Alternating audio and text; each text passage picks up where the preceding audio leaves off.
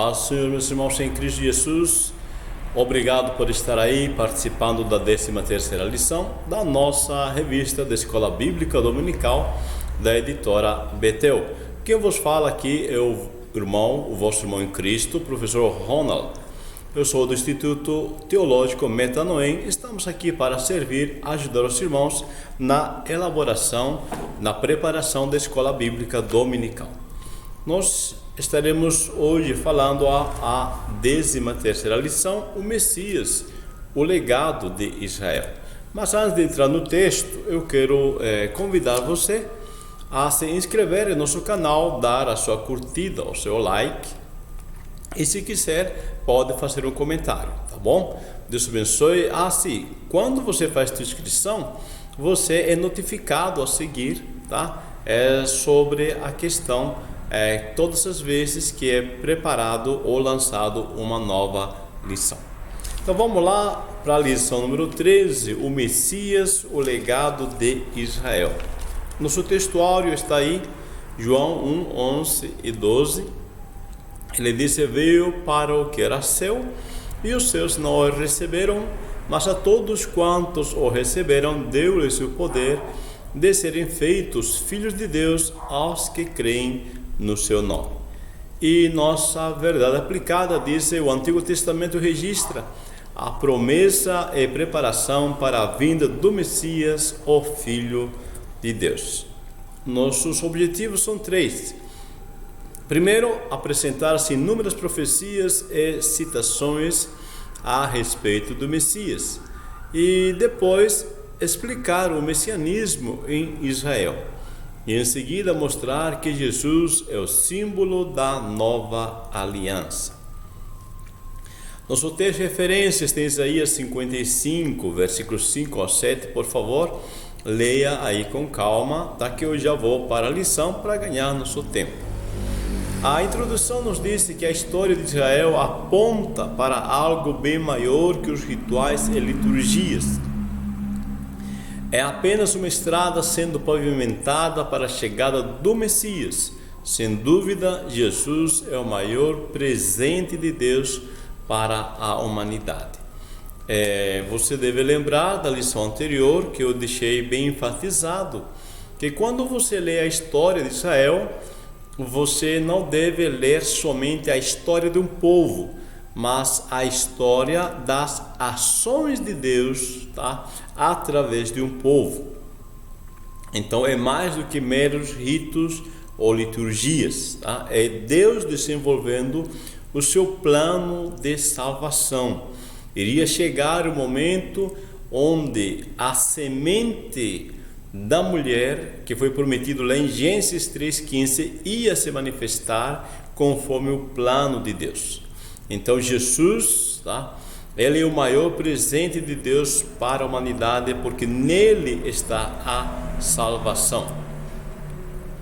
Vamos falar na primeira parte sobre as profecias sobre o Messias, que o 1.1 nos fala o Messias citado nos Salmos, depois os livros proféticos e o Messias, e em seguida Isaías, o profeta messiânico. Vamos então para a parte 1, as profecias sobre o Messias. Então o Antigo Testamento traz inúmeras profecias e citações a respeito do Messias. Dentro da questão do Antigo Testamento, no caso no hebraico, o Mashiach significa ungido, tá? E na Septuaginta, que é a tradução feita para o grego, esse vocábulo ganha a expressão Christos dentro da linguagem grega, que seria Cristo, tá? Que é a mesma coisa que é ungido, a tradução. Então, quando nós falamos Jesus ou Cristo, estamos falando Jesus ou o Salvador ungido, tá? Que Jesus significa Salvador, isso mesmo, tá? Então você, Jesus Cristo, o Salvador ungido, ok? Então, só para nos entender melhor as profecias que Deus nos coloca aí. O Messias citado nos Salmos, vamos lá? O Messias citado dentro dos Salmos, tá? Vai nos levar, tá, a um conhecimento amplo, tá, mais claro daquilo que Deus tem. Dentro do contexto judaico, tá, dentro do contexto judeu, tá, deixa eu voltar aqui um pouco, tá? Dentro do contexto judeu, tá, você tem que entender que é dividido o Pentateuco, né? É dividido a Bíblia judaica, é dividido o Pentateuco, que é as leis, depois os profetas e os salmos, tá? E hoje vamos focar mais praticamente nos salmos. Veja, os salmos nos oferecem informações acerca do Messias, tá? Esses Messias, diz os salmos, tá? Esse Messias seria rejeitado pelos líderes políticos e religiosos que conspirariam contra o Messias. Isto é bem importante você entender. Jesus, ele foi rejeitado pelos políticos e religiosos. Jesus disse para os líderes religiosos numa certa ocasião: vós tendes as chaves do reino, vocês não entram e não deixam os outros entrar. Então, movidos por pura inveja, tá? Movidos por ciúmes e também por desejos de vingança, os líderes religiosos, os fariseus, os saduceus, eles rejeitam Jesus.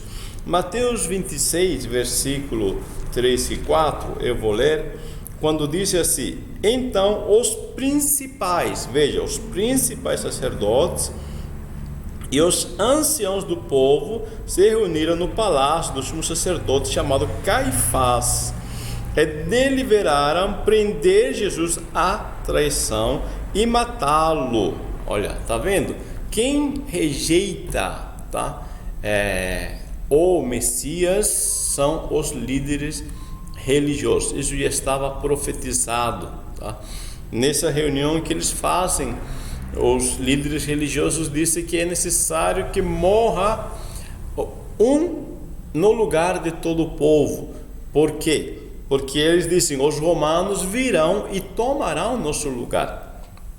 Então veja que as motivações, tá, que levam esses religiosos a matar Jesus, tá, são motivações egocêntricas, né? São motivações, tá, que pensando em seus próprios benefícios, tá? Então isso leva a rejeitarem o Cristo.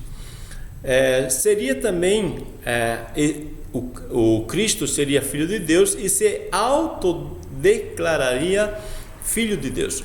Salmos 2, tá? Salmos 2, versículo 7 e Hebreus 1 e 5 são textos paralelos, tá? Se você ler os dois textos, então você vai ver que o autor de Hebreus ele está citando Salmos 2, versículo 7, quando diz: proclamai o decreto do Senhor, ele me disse: tu és meu filho, eu hoje te gerei. Esse texto, esclarecendo bem claramente para você, esse texto de Salmos 2 é um salmo de coroação, tá? É o salmo quando se lia, quando um rei em Israel era coroado, tá? Então era lido esse texto. Então este salmo é um salmo de coroação. Em Hebreus 1, 5, ele nos está citando o momento que Jesus ele ressuscita vencedor e entra no céu, na presença de Deus, tá? E Deus lhe dirige estas palavras: tu és meu filho, eu hoje te gerei. Eu quero que você entenda esse contexto, porque quando diz tu és meu filho, eu hoje te gerei, não está falando de gerar, tá? Um pai gerando um filho, não está falando nesse contexto. O texto é um texto de coroação. Quando diz tu és meu filho, eu hoje te gerei, no contexto dos Salmos, tá? é o rei sendo coroado, tá? Então o rei vem, a pessoa escolhida é ungido e coroado rei, tá? Com esta frase: tu és meu filho. Ou seja, ele está sendo honrado, tá? Ele tem uma posição de honra. Não está falando em questão gerar, tá? Isso fique bem claro para você, senão você vai entender como se Jesus foi gerado. Não, o texto não está dizendo que Jesus foi gerado. Isso aqui é um rito de coroação, tá? É um rito que o rei ganhava o título de filho, tá? Então, a partir de agora, este rei será ou terá o título de filho, porque dentro do sistema de governo monárquico de Israel, na verdade é um governo teocrático, porque Deus reina através do rei, tá? Esse rei, tá, chama filho, porque é filho aquele que obedece os mandamentos de Deus, tá? Então esse é o contexto dos Salmos 2:7 e Hebreus 1:5. E também diz que ao Messias será dada autoridade sobre todas as coisas. Veja, nesse salmo de coroação ainda, no versículo 8, após lhe coroar, disse: pede-me, e eu te darei as nações por herança e as extremidades da terra por tua possessão. Ou seja, como ele tem a posição agora de rei, tá? Como ele está sendo reconhecido, então ele entregue a autoridade para esta pessoa reconhecido como rei sobre a nação ou como filho de Deus, nesse contexto de coroação. Por isso, em Mateus 28:18, Jesus, após a ressurreição, ele disse: é-me dado todo o poder nos céus e na terra, tá? O governo é entregue a Jesus pelo Pai, tá? O Pai lhe entrega a liderança, o governo, ou conforme Apocalipse 1:17-18, diz que Jesus pegou as chaves da morte e do inferno. Estas chaves, esse símbolo de autoridade, estava nas mãos do Pai, tá? Dentro do contexto do Antigo Testamento, e agora o Pai passa as chaves da morte e do inferno para o Filho. Quem é esse Filho? É Jesus, tá? Jesus como Filho, como aquele que obedeceu plenamente à vontade de Deus, tá? E esse é o título de Filho, a princípio dentro do contexto judaico, e depois, quando é coroado, já é um título que é reconhecido e a autoridade é passada para esta pessoa. Então, por isso Jesus disse: é-me dado todo o poder nos céus e na terra, ok? Então, esses são os salmos de coroação. Os livros proféticos e o Messias. Nos livros proféticos encontramos várias profecias que ratificam o plano redentor, a vida, ministério e morte do Messias. Ezequiel, por exemplo, profetiza que seria descendente de Davi. Daniel já disse que Jesus, ascenderia dos céus, seria morto antes da destruição do templo e depois seria glorificado. Também Oséias nos disse acerca do Messias, que é filho de Deus e seria chamado do Egito, e em seguida disse que venceria a morte. Deus, meu filho, disse: eu chamei meu filho do Egito.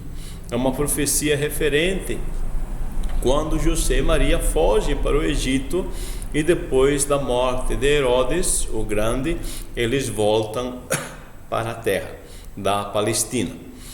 Miqueias nos mostra que Jesus nasceria em Belém, e temos várias referências em relação ao Messias, corroborando que Jesus de fato era o Messias, todos os cumprimentos, principalmente Mateus, você se prestar atenção, você vai ver repetidamente Mateus enfatizar, conforme o profeta Isaías disse, ou conforme Jeremias disse, ou conforme os profetas disseram, ou conforme Moisés disse.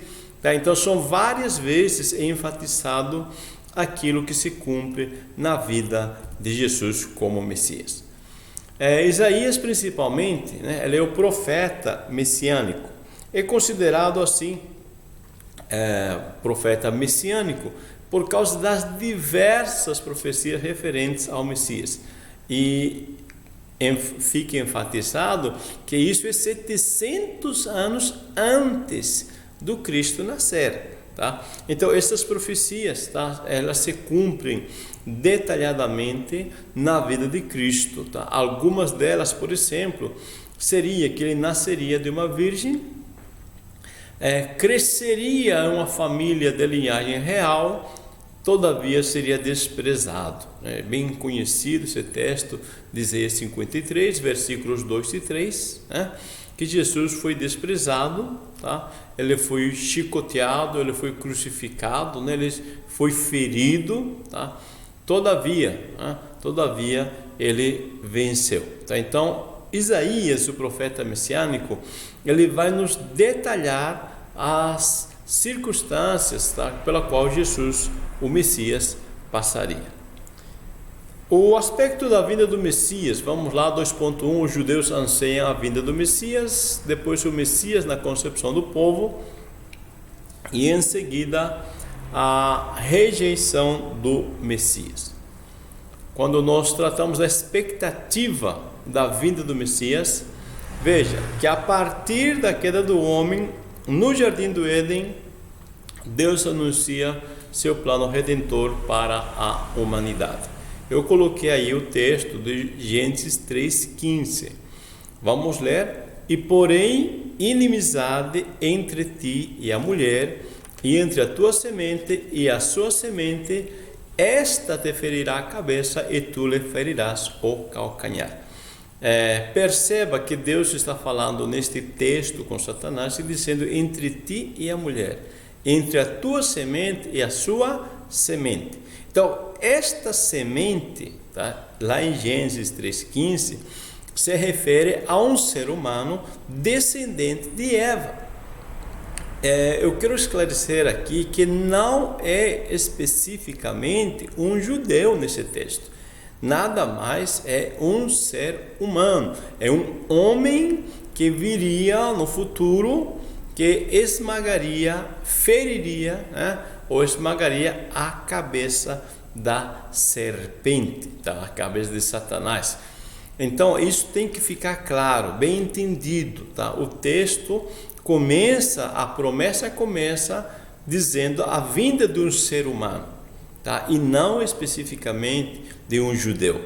É claro que no plano de Deus, Deus vai escolher uma pessoa, e dentro dessa pessoa se desenvolve uma família, dentro da família se volta a aumentar e se torna uma nação, tá? Que é o povo judeu, e dele vai vir Cristo, tá? Então você vai ver, por exemplo, claramente, veja, Abraão, né? De Abraão vem os 12, dos 12 filhos, né? Da descendência de Abraão, tá? Abraão, Isaac, Jacó, né? Jacó os 12, tá?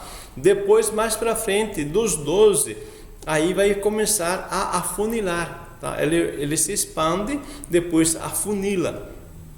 Vai escolher um dos 12, né, da tribo de Judá. Da tribo de Judá vai escolher uma família, e dessa família vai vir, tá?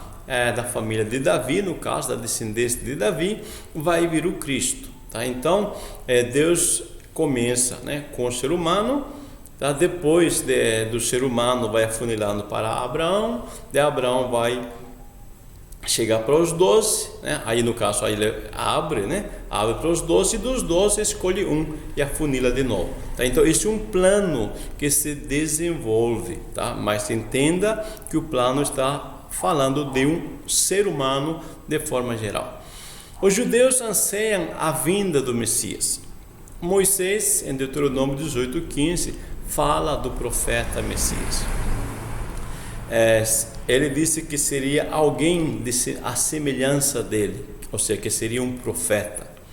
No período interbíblico, se enfatiza a vinda do Messias libertador e restaurador da monarquia em Israel.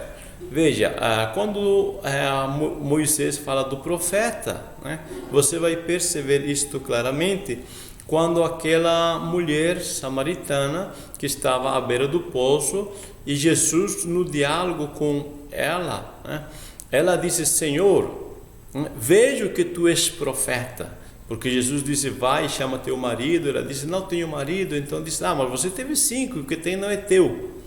Aí ela disse: vejo que tu és profeta. E a conversa vai e vem, e em seguida você vai perceber no texto que aquela mulher deixa de lado o cântaro e entra na cidade gritando e dizendo: vinde e vede o homem que me disse todas as coisas, porventura não é o Cristo? Então ela disse: é um profeta, tem que ser o Messias, tem que ser o Cristo. Então isso estava revelado por Moisés. E em Atos 1:6, você vai ver que o povo, tá, eles estão cansados, né, de ser oprimidos. E o que eles desejam, o que eles anseiam é o Messias Rei.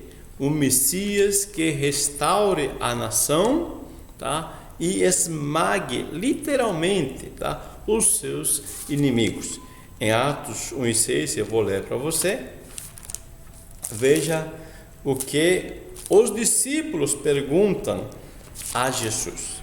Dizem assim: então os que estavam reunidos lhe perguntaram: Senhor, será este o tempo que restaurarás o reino, em que restaures o reino a Israel? Veja que eles querem um rei aqui na terra, tá? Eles estão cansados de sofrer, eles querem um rei.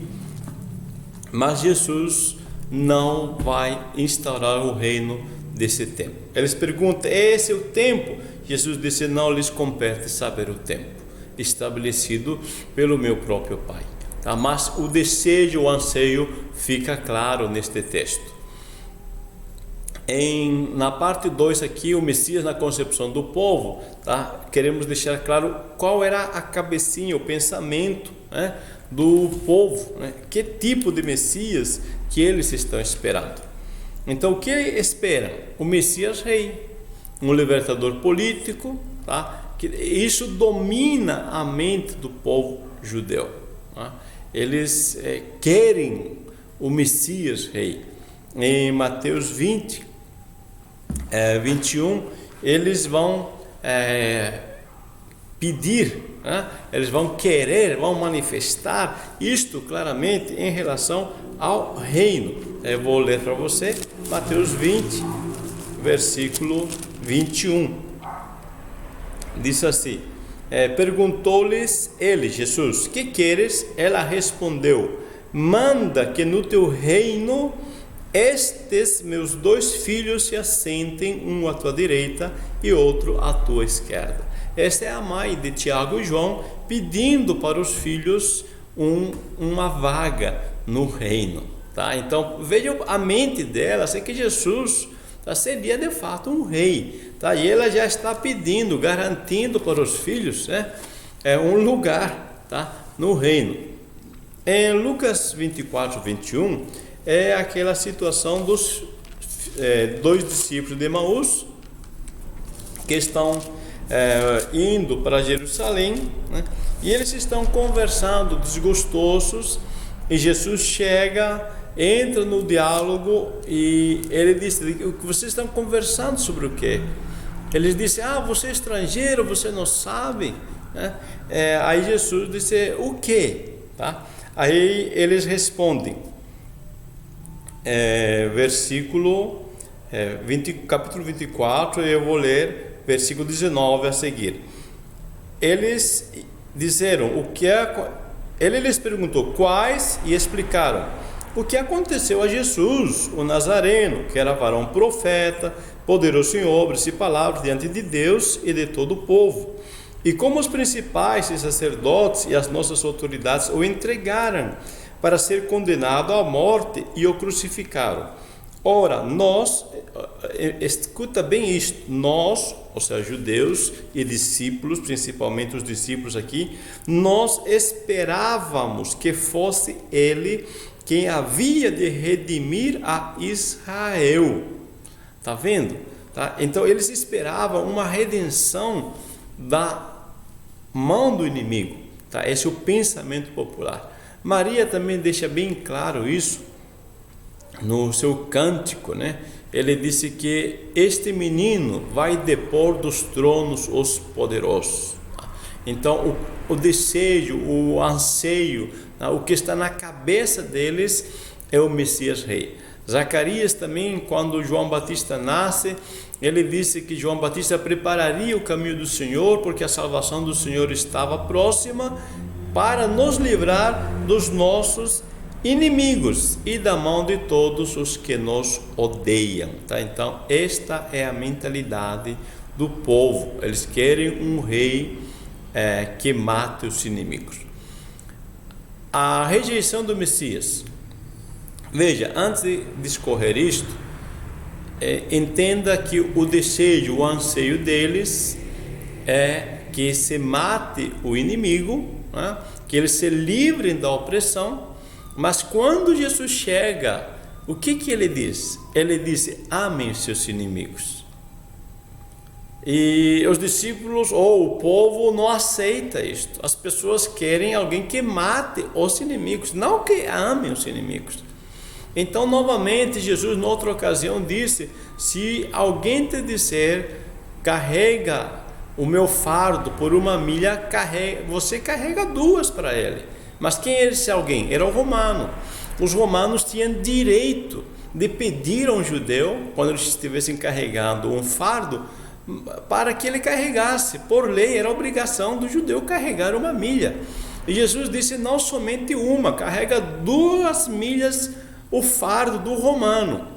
Aí os judeus disseram: não dá. Né? Esse Messias que quer que amemos o inimigo, esse Messias que quer que carreguemos o fardo do inimigo, esse Messias que nos diz que se o inimigo nos bater numa face, nós temos que dar a outra, esse Messias não serve. Tá? Por isso, tá? Então, vai haver, tá? Vamos colocar aqui no nosso linguajar, né? Uma panelinha, né? Vai se formar um grupinho, tá? Pelos líderes religiosos para que se mate este Jesus. Bom, vamos para o texto aqui. O Filho de Deus se fez carne e habitou entre nós, conforme João 1,14. O texto anterior disse: estava no mundo, e o mundo foi feito por ele, e o mundo não o conheceu. Veio para o que era seu, mas e os seus, né, não o receberam. Tá? Eu coloquei aqui uma explicação entre parênteses. Tá? Eu quero que você perceba o texto, tá? Porque às vezes nós não olhamos, não examinamos o texto e nos precipitamos na sua interpretação. Então o texto o que eu coloquei aí é João, tá? Esqueci de colocar o versículo, mas você pode procurar ou anotar aí, é João capítulo 1 e os versículos 10 e 11. Veja, está falando acerca de Jesus. Estava no mundo e o mundo foi feito por ele, tá? O mundo foi feito por Jesus, mas o mundo, veja, que foi feito por ele, não o conheceu.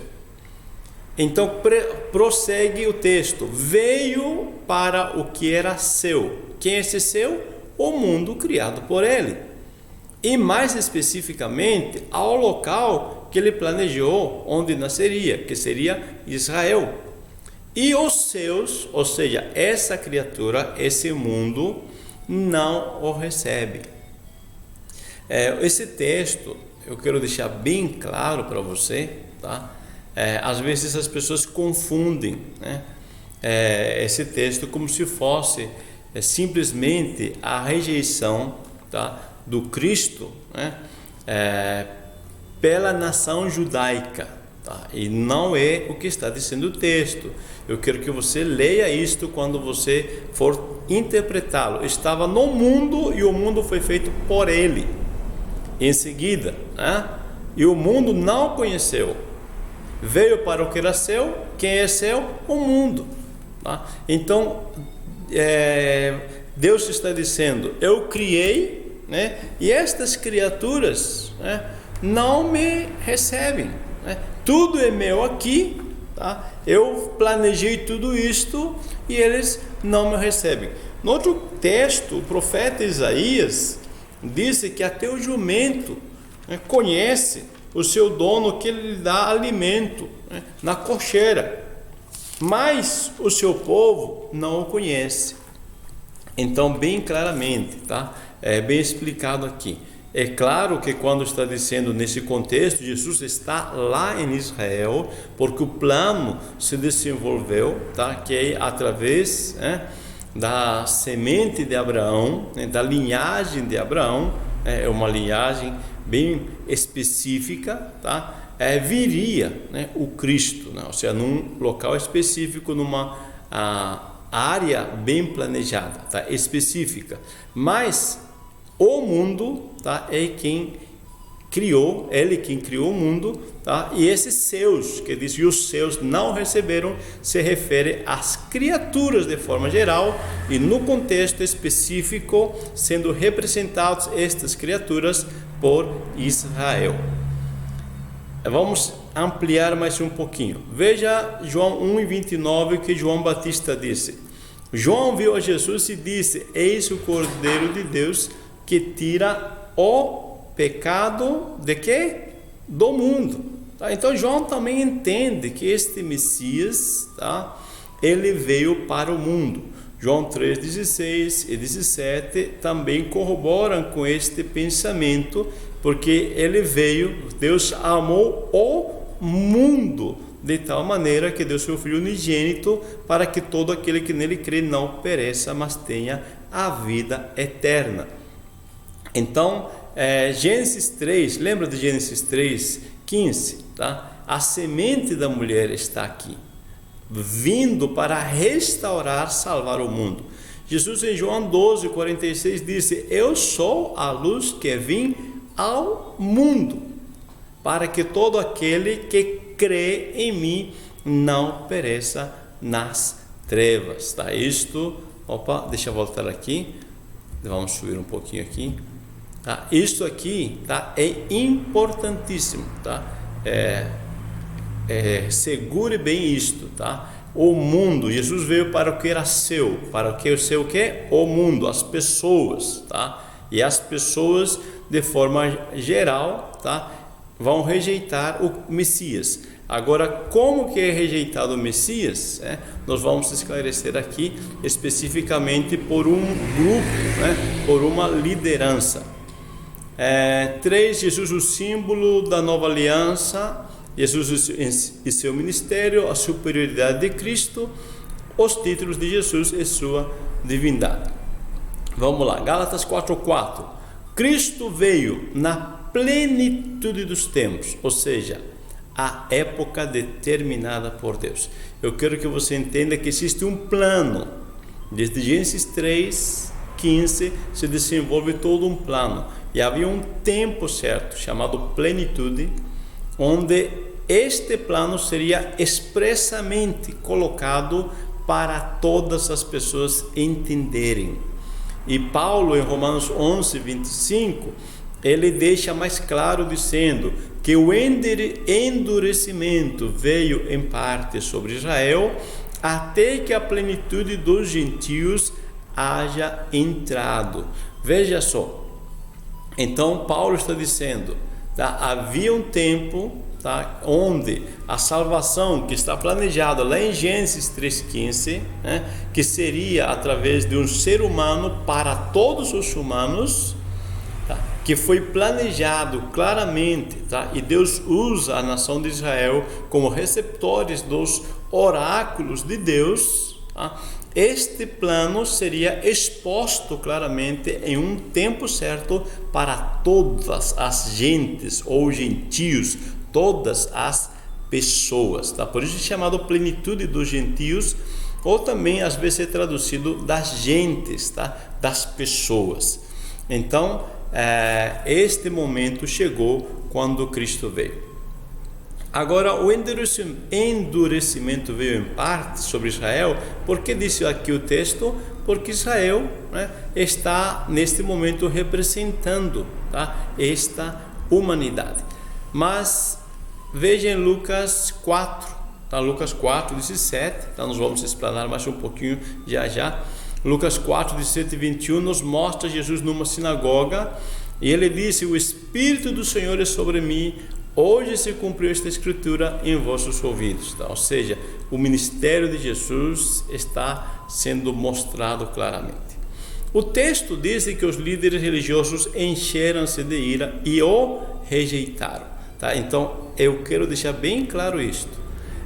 Que acontece? A nação, tá? O povo, diz a Bíblia, que eles gritavam, né, por várias ocasiões, dizendo que Jesus era o filho de Davi, né? Principalmente quando Jesus entra na cidade, sentado no jumentinho, tá? E os líderes não aceitam isto. Esses líderes rejeitam o Cristo, tá? Agora, bem claro para vocês, agora focando, tá, no centro, tá, dessa rejeição que eu quero que você entenda, tá? Quem rejeita, Atos 4:11, Pedro disse assim: foi rejeitado por vós os edificadores.